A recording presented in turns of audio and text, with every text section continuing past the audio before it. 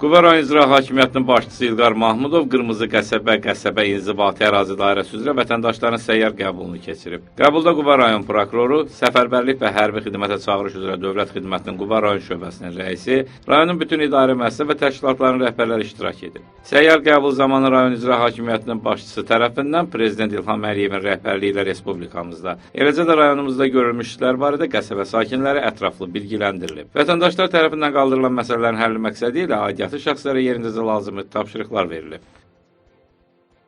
Qəsəbə ilə bağlı biz mütəmadi Xonya xanımla, həm Telman müəllimlə görüşlərimiz olur.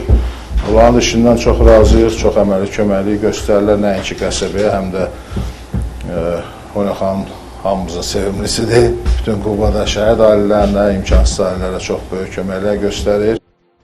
Qəsəbə sakinləri əhalinin problemlərinin həlli istiqamətində həyata keçirilən tədbirlərə, göstərilən diqqətə və qayğıya görə ölkə prezidentinə öz minnətdarlıqlarını bildiriblər. Qəbuldan əvvəl rayon rəhbəri aidiyyatı şəxslərlə birlikdə Qırmızı qəsəbə qəsəbəsində yaradılmış Vətən müharibəsi şəhidi Aydəmir Hacıyevin Bulaq xatirə kompleksinin və şəhid Ramin Abdurrəhimovun xatirə güşəsinin qarşısına gül dəstələri düzmüşlər. Sahib Məmmədli Elçin, Şuşalı, Qafqaz TV üçün.